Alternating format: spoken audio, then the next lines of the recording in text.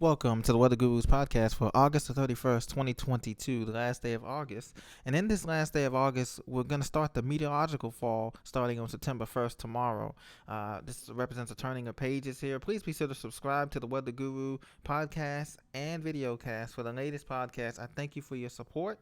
And just want to mention that I thank you for all your support. Now, we're going to continue here, courtesy of pivotalweather.com, looking at the overall satellite radar and composite. Then we'll get into the tropics, and that's going to be the main portion of today's summary.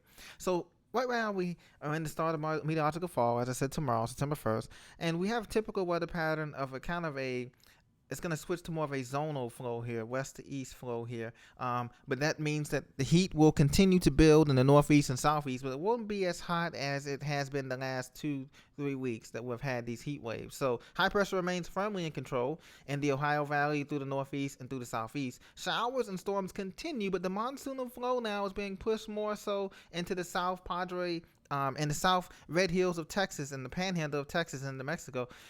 These showers now in New Mexico continue to make their impact, but now Arizona's getting a break. But the heat is on. So if you're in San Diego and the Inland Empire, anywhere from Palm Springs, Cathedral City, out toward the border, Prescott and Lake Havasu, Arizona, those areas are going to be experiencing extreme heat in the daytime, anywhere from 115 to 120 Fahrenheit. Degrees Fahrenheit, but it's going to be hot all across California. So if you're up into the San Joaquin Valley, up to Tehachapi Pass, east of Lancaster, all the way up through the San Joaquin Valley, once again, Fresno, Bakersfield, if you're up through, even in San Francisco is going to be approaching mid-80s degrees Fahrenheit, which is pretty rare for this time of year. If you're in the Willamette Valley of Oregon, if you're east of Seattle into Spokane and the stovepipe of Idaho, all these areas are going to be having excessive heat warnings or watches or heat advisories for excessive heat that's going to be continuing to build, courtesy of a ridge building in the west there. So this is just the beginning. This is going to last through Wednesday or Thursday of next week. So be prepared, stay hydrated. If you haven't get any workouts, stay indoors. Don't go hiking in any of the trails above Phoenix Mountains there at South Mountain, Camelback.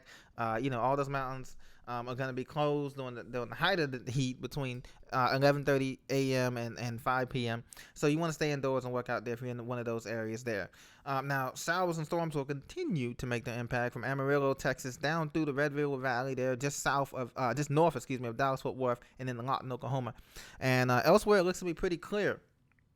We had the Bermuda High dominating to the east out in the Atlantic. That's bringing some showery weather and storms from Fort Lauderdale to Miami to Cape Coral, down through Naples, Florida, and Lake Okeechobee, Florida. We also have some showers that may delay the launch. So if you're interested in going out there to see Artemis launch, I know it's been delayed once again. It may be delayed again. There's only a 60% chance that this thing is going to take off from Cape Canaveral there. Showers are coming in from the northeast, it looks like. So due to this high pressure.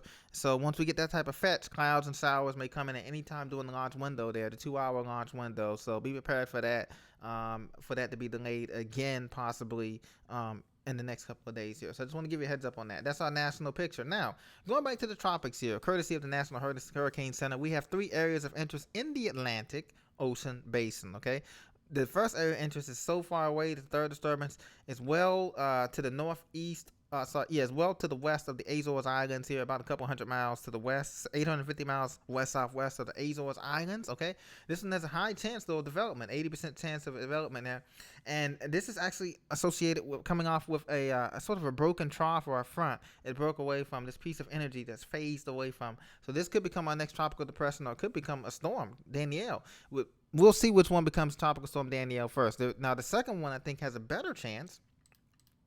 This disturbance, the first disturbance has a better chance. This one has a 60% chance of formation. This one is about 500 miles southeast of Barbados in the windward of the Leeward Islands. And this one does remain variable. As the National Hurricane Center gives it a 48 hours, a 60% chance, and then 5-day total gives it an 80% chance of development as it makes its way, moving its way slowly west-northwest on the coast. Labor Day is coming up here, but this storm looks to be curving out to sea, guys. But it might become a named storm. I believe that it will make it to a named storm. You only need a minimum of 39 miles an hour for it to be a tropical storm. It can get that, even though it doesn't have great closed low circulation right now. I believe the conditions are favorable for that to happen. So looks like we will get Danielle, but it won't be in the month of August. So we had no tropical storm named tropical storms in the month of August. This has been 65. This has been almost 70 days, 68 days, 69 days since we had a named storm other than tropical storm Colin, which was barely a tropical storm, officially. So but looking at the system, we could have Danielle, and then we could have our next named system coming in. We could have two systems coming in September here, as well, for us here. So I just want to check on. I forgot the name of the E name storm. I'm gonna look it up for you real quick here. And what we have here is I'm gonna give you the name of the E storm. So we could have Danielle by Friday, as I said before. And then what we could have now is Earl. So we have Earl and Fiona next. So we could have Earl coming in here on the next loop here. So Danielle could be as early as tomorrow. Let's see, today's Wednesday, so by Thursday afternoon we could have Danielle up in the northern Atlantic, but that's going to be a non-factor, non-landfalling. And then we could have Earl, which is disturbance one that everybody's watching east of the Leeward Islands. That could be coming in by, let's say, not Friday, but let's say by Saturday, because it's going to take a day or two for it to come in and get, it is getting better organized here. I want to show you the loop of the satellite here, guys.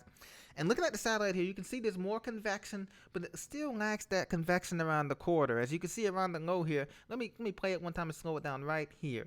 You can see the convection is sheared to the east and the southeast. The main convection core is sheared to the east and the southeast, and then also in the northwest quadrant you see here. So there hasn't been any banding features yet that you typically would see in a tropical storm or hurricane, right? So there's no banding, number one.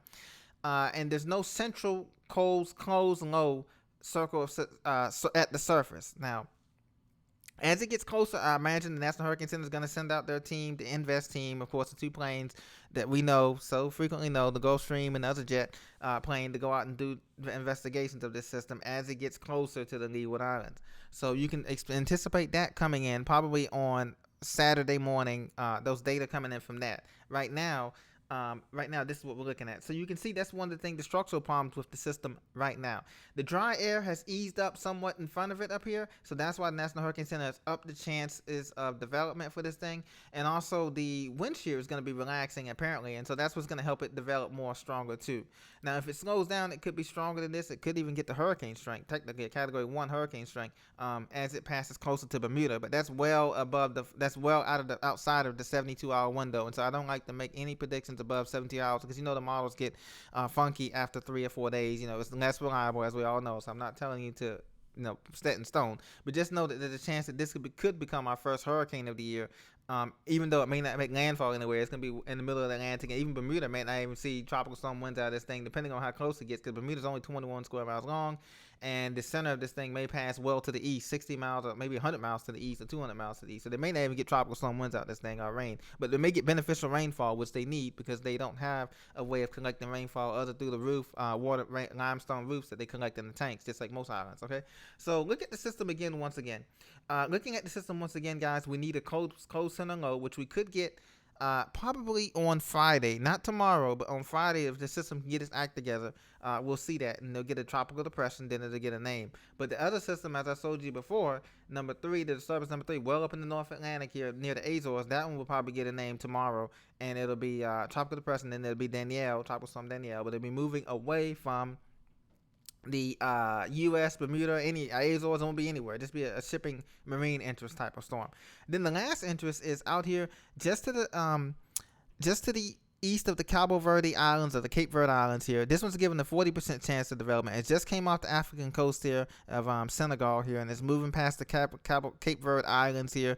It has the potential to become a short-lived tropical depression the next day, but after that, the system is just going to be falling apart because it's going to be moving in unfavorable, cooler waters, the upwelling of the system, the tropical wave that passed before it, and its latitude, the Saharan dust and the latitude of this system where it's at, it's just not favorable for development. So that's the the latest on the tropics there. On that disturbance there that's been given the 40% of chances. So it's gonna become conditions are gonna become unfavorable for development. So that one's gonna be dying off. So we have all of that there. The Eastern Pacific, we have a disturbance out there that has an 80% chance of development. That one will become a next named storm by tomorrow. 300 miles west southwest of Manzillo, Mexico. It's gonna better organize, and then it's gonna be get a name tomorrow, depression, and a storm tomorrow by tomorrow afternoon. So that one's pretty much guaranteed. And then the Central Pacific, Hawaii looks great. Just a bunch of waves passing well to the south of Hawaii. Everything else is clear. A little bit of a swell to the northwest, good for the surface there as the swell continues in. But no tropical cyclones forecasted for Hawaii for the next 5 days there. So, ladies and gentlemen, this has been your Weather Guru report. Please be sure to subscribe. Thank you for your support. I look forward to seeing you in the next episode.